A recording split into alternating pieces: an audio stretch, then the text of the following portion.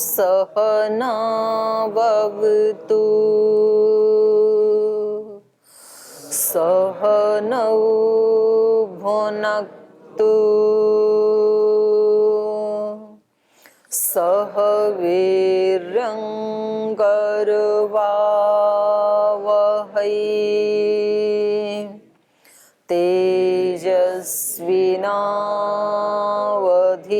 तेजस्विनावधीतमस्तु मा विद्विषावहै। ॐ व्रतानां व्रतपते व्रतं चरिष्यामि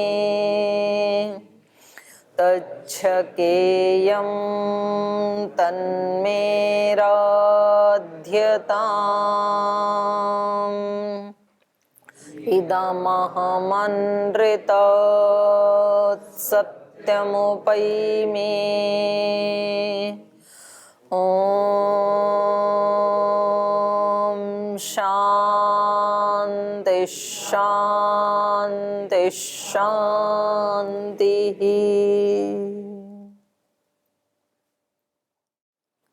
वाल्मीकि रामायण का अयोध्या कांड और इसमें 32वां सर्ग और 32वें सर्ग में हम पढ़ रहे हैं माता कौशल्या का उपदेश जो सीता माता को दिया गया है। तो इस सारे उपदेश में कुछ उन्होंने अच्छे हृदय वाली साध्वी महिलाओं के लक्षण बताए हैं, कुछ असत्यशील वाली महिलाओं के लक्षण बताए हैं और सीता माता को बताया कि आपको असत्याचरण करने वाली महिलाओं के जो लक्षण है उससे बचना है और सत्य लक्षण वाली जो महिलाएं हैं वैसा आचरण करना है आपको।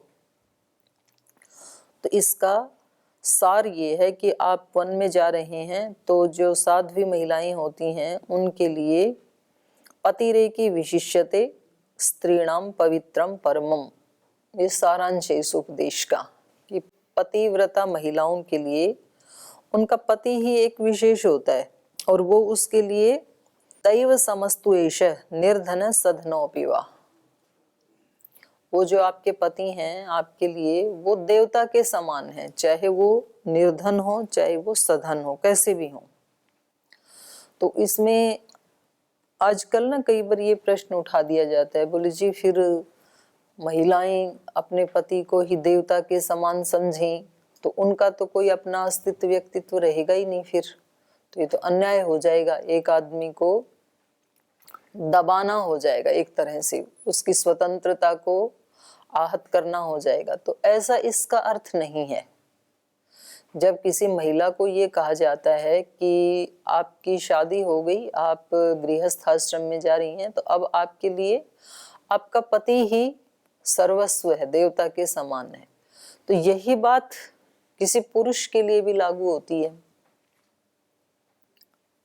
और यही बात जैसे आप यहाँ आश्रम में पढ़ रहे हैं तो गुरु शिष्य का एक संबंध आपका बना है, तो वहां भी यही बात लागू होती है। किसी शिष्य के लिए या शिष्या के लिए उसके गुरु का आदेश सर्वोपरि होता है, गुरु वाक्य। इसका कारण क्या है? इसका कारण दूसरे व्यक्ति को कमजोर बनाना नहीं है कि भाई शिष्य तो बेचारे फिर घुटते ही रह जाएंगे, गुरु का कोई भी आदेश दे देगा गुरु तो, और हम उसको वैसा करने लगेंगे तो हमारा तो अस्तित्व ही मिट जाएगा। तो मिट ही जाना चाहिए, मिटाने के लिए तो आई है। गुरु के पास, गुरु तो अग्नि रूप होता है और शिष्य समिधा की तरह होता है। समिधा का मतलब होता है उसमें अग्नि तो है लेकिन छिपी हुई है, अभिव्यक्त नहीं है। तो अग्नि के साथ जब वो गिर जाएगा अग्नि में, हवन कुंड में, तो उसकी अग्नि भी अभिव्यक्त हो जाएगी, वो भी अग्नि रूप ही हो जाएगा, गुरु का रूप ही हो जाएगा। तो प्रथम रूप तो मरता ही है, मरना ही चाहिए, मरने के लिए ही आए हैं, लेकिन सर्वथा नाश नहीं होता है। गुरु के सानिध्य में आकर के गुरु जैसा ही हो जाता है शिष्य। जैसे अग्नि के सानिध्य में आके जो भी पदार्थ अग्नि के सानिध्य में आएगा वो अग्नि स्वरूप ही हो जाएगा। चाहे आप उसमें पत्थर डाल दो, चाहे लोहा डाल दो, चाहे लकड़ी डाल दो, शीशा डाल दो, कुछ भी डाल दो आप अग्नि में, कोई वस्त्र डाल दो, धागा डाल दो, रस्सी डाल दो, जो भी डालेंगे वो अग्नि स्वरूप हो जाएगा। यहां तक कि काला कोयला, वो भी जब अग्नि के संपर्क में आता है तो चमक उठता है। तो कैसा भी व्यक्ति भगवान के संपर्क में आएगा वो भागवत गुणों से युक्त हो ही जाएगा। तो उसकी शुरुआत, उसकी साधना कैसे करें? तो उसकी साधना के लिए दो रास्ते हैं संसार में। एक सांसारिक मार्ग है, श्रेय मार्ग, गृहस्थ मार्ग, और दूसरा है प्रेय मार्ग कहते हैं उसको, और दूसरा है श्रेय मार्ग, जो सन्यासियों का, ब्रह्मचारियों का, वानप्रस्थियों का, अध्यात्म का मार्ग होता है दूसरा। तो दोनों ही मार्ग में, मार्ग कोई भी अपनाई, मंजिल तो एक ही है ना सबकी, मनुष्य मात्र की प्राप्ति तो उसी की करनी है। और मनुष्य का जो शरीर है और मनुष्य की बुद्धि का जो डिजाइन किया गया है, वो डिजाइन ही ऐसा किया है परमात्मा ने कि वो एक जो रहस्यात्मक सूक्ष्म शक्ति काम कर रही है इस जगत में, उसकी वो पहचान कर ली, ऐसा साधन उसको दे दिया मनुष्य को, भगवान ने ऐसी बुद्धि दे दी। तो मनुष्य के जीवन का अंतिम लक्ष्य, अंतिम उद्देश्य यही है सभी के जीवन का, चाहे कोई गृहस्थ में है, चाहे कोई सन्यासी है, कोई भी है, कुछ भी काम करता है, चाहे कोई ब्राह्मण का कार्य करता है पढ़ने पढ़ाने का, चाहे कोई क्षत्रिय वैश्य शूद्र का काम करता है, जो भी व्यवस्था उसको समाज की तरफ से मिली है या अपने संस्कारों के अनुसार उसने खुद अडॉप्ट की है, उन सब को करते हुए उस शक्ति का, उस रहस्यात्मक शक्ति का, उस दिव्य शक्ति का अनुभव करना, ये सब का अंतिम लक्ष्य है। हर व्यक्ति उसको चाहता है। तो उसको प्राप्त करने के लिए हम सबको मतलब जो यहाँ बैठे हैं वो भी, और जो यहाँ नहीं बैठे हैं, जो इस पाठ को सुनते हैं वो भी, हम सबका एक ही तो उद्देश्य है कि अपने मन को निर्विचार करना। निर्विचार वैशारद्य अध्यात्म प्रसाद, आध्यात्मिक प्रसाद को प्राप्त करना। और उसको प्राप्त करने का एक ही तरीका है, अपने मन के विचारों को कम करना। पहले तो महर्षि पतंजलि ने भी यहीं से शुरुआत की। योग की शुरुआत कहाँ से होती है? एकाग्रता से। योगस चित्त वृत्ति निरोध। अब इतने जन्म जन्मांतरों से इतने विचार उठाते आए हैं इस मन से, तो एकदम से तो उसमें ब्रेक नहीं ही लग सकता है। कोई गाड़ी 120, 30, 50 की स्पीड से दौड़ रही हो और एकदम उसको ब्रेक लगा दें तो तब तक एक्सीडेंट हो जाएगा ना। पहले उसको स्लो डाउन किया जाता है धीरे धीरे। तो ये हालत हमारे मन की भी है। आपको पता है हम प्रतिदिन कितने विचार उठाते हैं? एक दिन में एक व्यक्ति के मन में कितने विचार उठते हैं? काउंटिंग की कभी? 60 ही बता दो आप मेरे को, सुबह से अब तक के कौन कौन से 60 उठाई आपने? अभी किसी ने भी कह दिया, उसने कौन सी काउंटिंग की है? अंदाजे से जिसने उन विचारों को देखने की कोशिश की, लाखों विचार उठते हैं। ये कैसे पता लगा हमें? अनुमान प्रमाण से पता लगा। क्योंकि जो कुछ भी हमारे आसपास घटित हो रहा है ना, वो सब कुछ संस्कार बन रहा है हमारे चित्त में। हमारी कोई दूसरी तीसरी चौथी समस्या नहीं है, एक ही समस्या है कि बुद्धि के ऊपर इतने सारे विचार और उन विचारों के संस्कार बन गए कि बुद्धि का आलोक भी अब धूमिल हो गया, वो भी दिखाई नहीं देता है। आत्मा की तो बात ही छोड़ो। अब हम यहाँ बैठे हैं, मेरे पास में एक पौधा पीछे है, एक साइड में है, पुस्तक सामने है, इधर है। ये सारे संस्कार मेरे ऊपर गिर रहे हैं, मेरे चित्त पे गिर रहे हैं। मैं जो बोल रही हूँ, उन अपने बोले हुए शब्दों को सुन भी रही हूँ, तो डबल संस्कार बन रहे हैं, बोलने का, सुनने का। जो कुछ भी हम कर रहे हैं शरीर से, मन से, वाणी से, वो सब संस्कार बन रहे हैं। और वो कुछ विचार का रूप, भाव का रूप ले लेते हैं, और कुछ केवल संस्कार का रूप ही रहते हैं।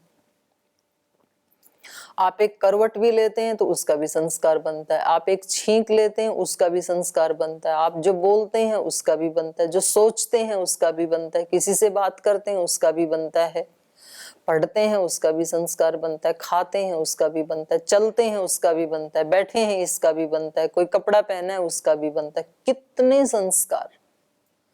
यहाँ तक कि सोए सोए भी संस्कार बनते हैं। मन जब काम करता है स्वप्न अवस्था में, वो भी संस्कार बनते हैं।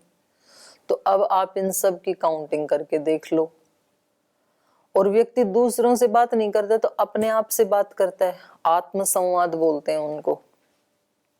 कुछ ना कुछ चलता रहता है ना अपने आप से बातचीत, वो सब संस्कार बन रहे हैं हमारे।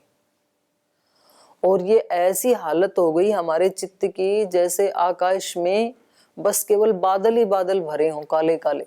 एक बादल, दो बादल, तीन बादल, परत दर परत। बादलों की भी दो तीन वो है ना लेयर्स। एक तो धरती के बहुत नजदीक वाले बादल हैं, फिर आप कभी फ्लाइट आदि में जाएंगे तो आपको पता लगेगा कि बीच में आपकी फ्लाइट चल रही, ऊपर और एक परत है बादलों की, एक नीचे है एक ऊपर है, और उसके ऊपर जाएंगे तो शायद और भी मिल जाए। दो तो हैं ही हैं, वो तो अपनी आंखों से देखी है हमने सबने। तो ऐसे हमारे विचारों की परत दर परत गिर गई हैं हमारी बुद्धि में, हमारे चित्त में। अब वो जो काले काले बादल हैं, वो ना तो आकाश को देखने देते हैं और ना तो सूर्य को देखने देते हैं। सूर्य को भी ढक लेते हैं, आकाश को भी ढक लेते हैं। तो फिर उनसे अच्छे बादल माने हैं काले बादल से ज्यादा सफेद बादल। तो उसमें थोड़ा सा सूर्य का आलोक आभासित होता है। काले में तो ऐसे हो जाता है कि दिन में ही रात जैसा हो जाता है। कभी कभी ऐसे होता है ना, घनघोर काले बादल हो तो ये एहसास भी नहीं होता है कि अब दिन के 12 बजे हैं और सूर्य चमक ही रहा होगा सिर के ऊपर, ऐसे लगता ही नहीं है। तो ये हालत तो है हमारे क्लिष्ट विचारों की, जो बिना सोचे समझे इधर से उधर से चलते ही रहते हैं। तो ये तो समझ लो कि चित्त में काले बादल छाए हैं, ऐसा हालत है। फिर महर्षि पतंजलि ने कहा उनको हटाओ और उनके स्थान पे सफेद बादल ले आ जाएं कम से कम। क्लिष्ट वृत्तियों से तो अक्लिष्ट वृत्ति ठीक है। तो फिर हमारे यहाँ नियम बन गया कि भाई पूरे दिन भगवान के नाम का जाप करते रहो, गायत्री का जाप करते रहो, ओंकार का जाप करते रहो। एक ही तरह का विचार चले कम से कम मन में। तो काले वालों से सफेद ठीक, उनमें थोड़ा, लेकिन है तो बादल ही ना। सफेद बादल भी आकाश को और सूर्य को तो ढकते ही हैं। तो विचार या क्लिष्ट हैं चाहे अक्लिष्ट है, क्लिष्ट से ठीक अक्लिष्ट हैं, वो कम से कम बाधा नहीं देते हैं और थोड़ा उसका आत्मा का, बुद्धि का एहसास करवाते हैं वो अच्छे विचार। तो इसलिए ऋषियों ने कहा कि चित्त के सामने कोई एक ही प्रकार का अच्छा विचार रखो, उसको कहा चित्त की एकाग्र अवस्था। भाई एक पे ही रुका रहेगा ना तो कम से कम बाकी के तो हट गए, और फिर उसको भी हटाना है तो उसको भी कहा निर्विचार। निर्विचार वैशारद्य अध्यात्म प्रसाद। फिर पहले बुरे विचारों को, नेगेटिव विचारों को, दुखदाई विचारों को, उनको हटाने की कोशिश करो, उन भावों को, उन विचारों को। हमेशा जब भी कोई ऐसा भाव विचार आए, भगवान को स्मरण करो और फिर उसको भी हटा करके फिर निर्विचार का अभ्यास करें, ऐसे महर्षि पतंजलि ने बताया। तो आपको अध्यात्म प्रसाद मिलना शुरू होगा, उसकी विशारदा होने से, निर्मलता होने से, चित्त की निर्मलता। तो हमें कई बार समझ में नहीं आते चित्त की निर्मलता है क्या, और चित्त का अशुचिता क्या है, मैलापन क्या है, गंदगी क्या है। बस ये विचार ही हैं, और विचार हमने स्वयं ही बनाए हैं। बाहर के बादल तो हम नहीं बनाते हैं, अंदर के बादल तो खुद ही बनाते हैं हम। कब बनाते हैं? जब हम जागरूक नहीं होते। जैसे अभी भी मैं इतनी गंभीर चर्चा कर रही हूं ना, तो जरूरी नहीं है कि आप सब उसमें शरीक ही हो। आप में कुछ के मन इस समय भी प्रमाद में है, होते हैं, एक दो के ऐसे होते हैं। तो उस व्यक्ति को फिर और ज्यादा पुरुषार्थ करना पड़ेगा इसको पकड़ने के लिए, मन को पकड़ने के लिए।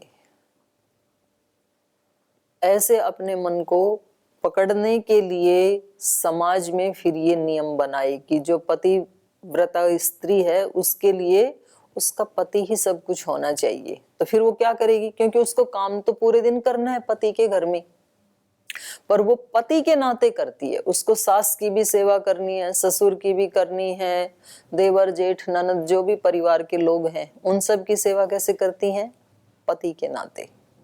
ये हमारे पति की पूज्य माता जी हैं, इसलिए मुझे इसकी सेवा करनी है। ये हमारे पति के पूज्य पिता हैं, ये उनके प्रिय भाई हैं, प्रिय बहन हैं, ऐसा सोच के वो सबकी सेवा कर देती है। बाकी तो किसी से संबंध नहीं था उसका। तो ऐसे साधक एक गुरु के नाते या एक भगवान के नाते फिर सारे संबंध निभाता है। हरि के नाते से सब नाते, इससे सभी सुहाते, फिर सब सुहाने लगते हैं उसको। और धीरे धीरे तो ऐसा होता है कि वो उस परिवार को अपना परिवार मान लेती है, और जो अपने माँ बाप का परिवार था जहां उसने 20-25 वर्ष गुजारे थे वो पराया जैसा हो जाता है। तो साधक के लिए भी ये सब चित्त को एकाग्र करने के उपाय हैं। इसको ऐसे ना समझा जाए कि जी ये तो महिलाओं की अस्मिता के ऊपर ही आघात हो जाएगा। ऐसा उपदेश क्यों दिया माता कौशल्या ने? तो शायद उनको ज्ञान नहीं होगा, पढ़ी लिखी नहीं होंगी, ये सब अंधविश्वास की बातें। आजकल तो इनको अंधविश्वास की, पुराने जमाने की बातें मान करके तथा कथित जो पढ़े लिखे बच्चे हैं वो उड़ाई देते इन बातों को। ये अंधविश्वास की बातें नहीं है, ये साइंटिफिक बातें हैं, ये वैज्ञानिक बातें। ये चित्त को एकाग्र करने का एक उपाय है। आप यहाँ रहते हैं, आपकी हर क्रिया, अष्टाध्यायी याद कर रहे हैं तो गुरु के नाते, गुरु का आदेश। दर्शन याद कर रहे हैं तो गुरु के आदेश से। व्यायाम कर रहे हैं, गुरु के आदेश। प्राणायाम, गुरु का आदेश। यज्ञ, गुरु का आदेश। रामायण, गुरु का आदेश। जो भी सुबह से शाम तक आप कर रहे हैं वो सब क्या है? गुरु के नाते से कर रहे हैं। आपकी प्रीति गुरु से है। तो ये चित्त को एकाग्र करने का बहुत सरल उपाय है। गीता में भी भगवान कृष्ण ने कहा, कुछ साधक ऐसे कहते हैं कि मुक्ति से भी ज्यादा कठिन है भक्ति को प्राप्त करना। भगवान मुक्ति तो जल्दी दे देते हैं, भक्ति देर से देते हैं किसी को। क्योंकि भक्ति तो कम लोग मांगते हैं ना। जैसे अर्जुन ने भक्ति मांगी, जब भगवान कृष्ण ने उनके सामने ऑफर रखा कि आपको सेना चाहिए या मैं, और वो भी निहत्था, युद्ध नहीं करूंगा, तो उन्होंने कहा आप चाहिए मुझे। तो देखने में तो दुर्योधन को तो लगा कि महामूर्ख है, युद्ध के समय सेना मांगनी चाहिए, युद्ध में तो सेना का काम है, एक व्यक्ति का क्या करेंगे, और वो भी युद्ध लड़ेगा नहीं, अकेला भी। तो हमारा जो तार्किक मन है वो इन बातों को गौण समझता है।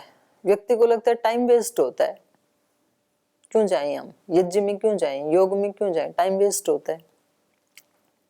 रामायण की कक्षा में क्यों जाए, टाइम वेस्ट होता है। कोई भी काम उनको इस तरह का करने में टाइम वेस्ट मालूम लगता है।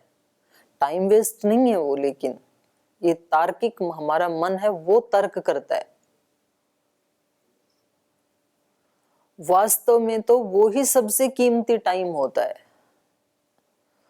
तो इसलिए अब अड़चन ये आई कि जी हमें फिर दूसरे काम तो करने ही करने हैं, तो उनका क्या करें हम।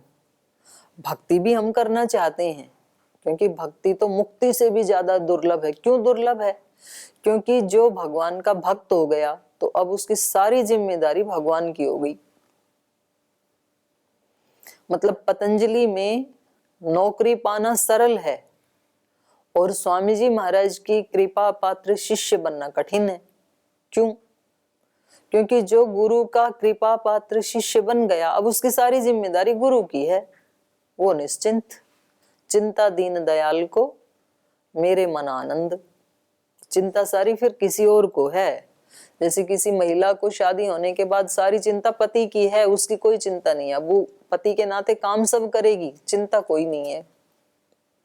शिष्य को कोई चिंता नहीं है, गुरु पहुंचाएंगे अपने आप जहां पहुंचाएंगे। नदी नाले गंगा में मिल गए, उनको कोई चिंता नहीं है, अब गंगा ले जाएगी जहां भी लेके जाएगी। तो ऐसे भक्त को कोई चिंता नहीं है। तो भक्ति को प्राप्त करना बहुत दुर्लभ है।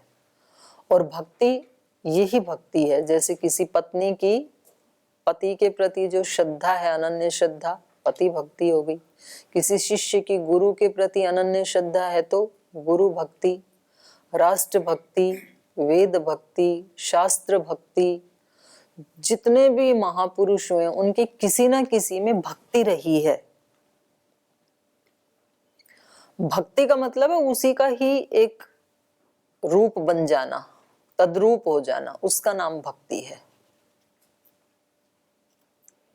श्री अरविंद ने एक जगह लिखा है कि ये राष्ट्र मेरे लिए कोई मिट्टी का टुकड़ा नहीं है, कोई भूमि का टुकड़ा नहीं है, ये मेरी माँ है।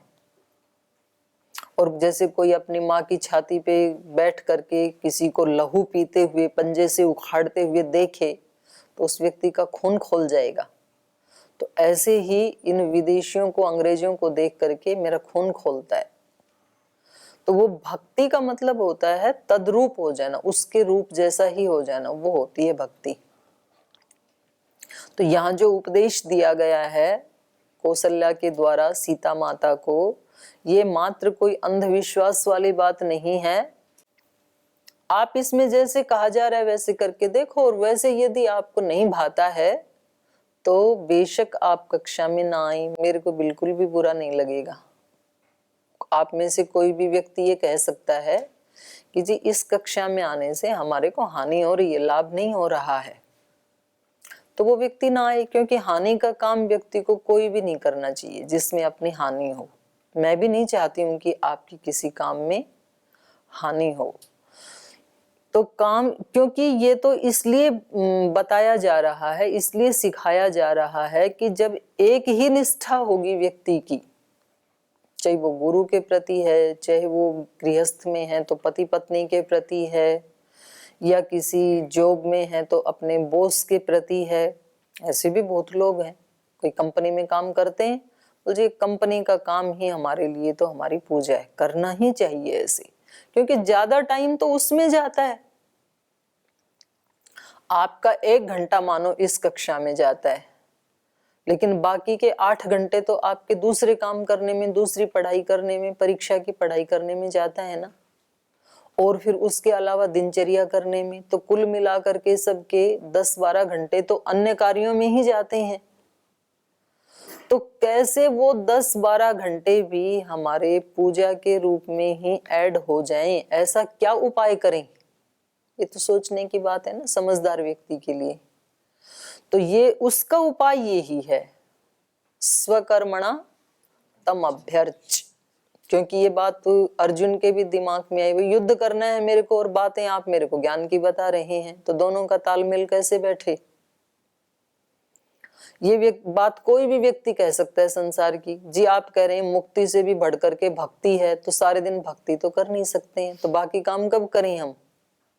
तो भगवान ने उसका सॉल्यूशन दे दिया। भगवान जी कहते हैं स्वकर्मणा तम अभ्यर्च सिद्धिम विंदति मानवः, सिद्धि मिल जाएगी आपको। अपने कर्मों से पूजा करो उसकी, हर काम आपका पूजा हो। फिर आपको पार्ट टाइम पूजा, पार्ट टाइम दूसरे काम ये करने की जरूरत ही नहीं पड़ेगी। कबीरदास जी बोले जहां जहां जाता हूं वही परिक्रमा है, तो अलग से मंदिर की परिक्रमा करने की कोई आवश्यकता नहीं है।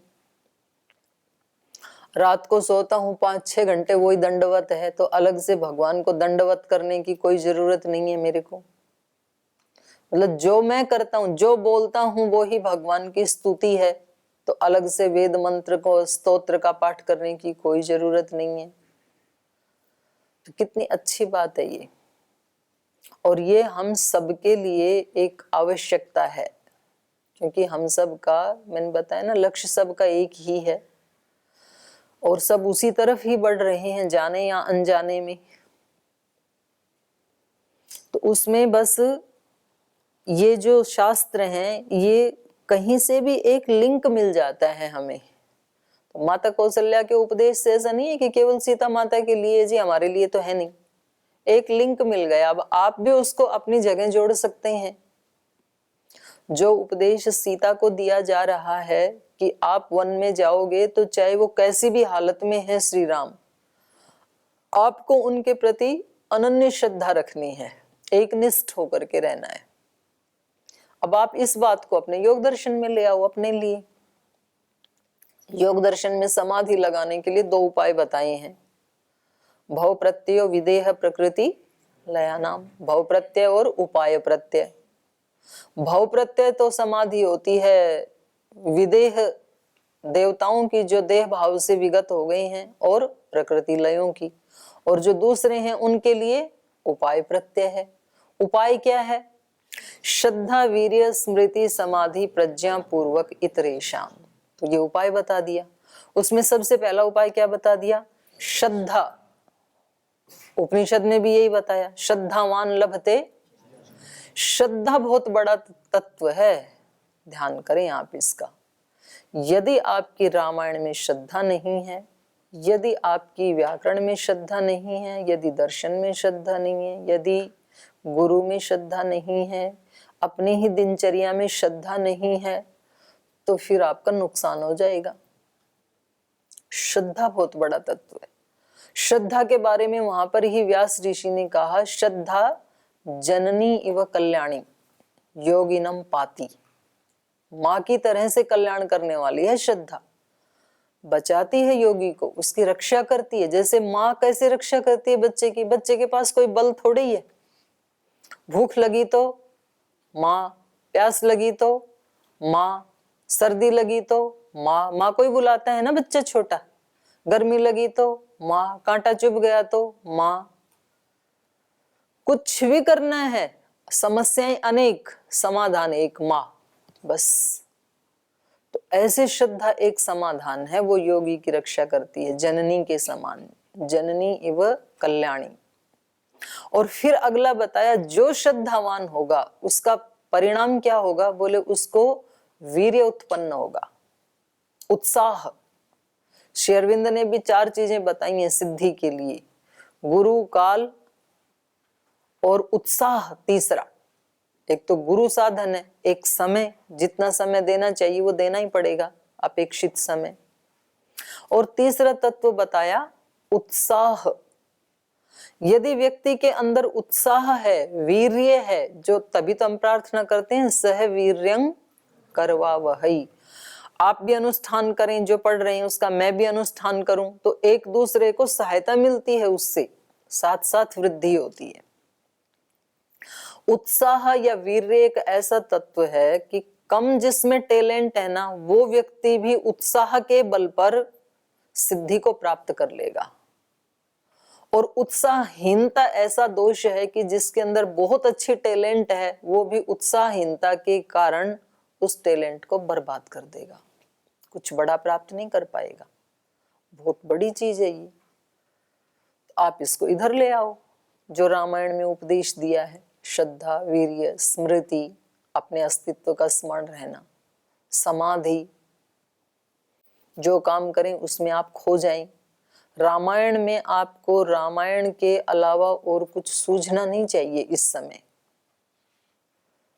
इतनी आपकी एकाग्रता कि कल वाला पाठ आपको पूरा का पूरा याद रहे, आज वाला पाठ आपको पूरा का पूरा याद रहे। 10 दिन बाद पूछें कि 10 दिन पहले क्या बताया था, आपको पूरा याद रहे, तो आपके चित्त की एकाग्रता का अभ्यास हो गया सहज में। तो कितनी बढ़िया बात है। इधर तो रामायण याद रहेगी, उधर चित्त की एकाग्रता का भी अभ्यास हो गया।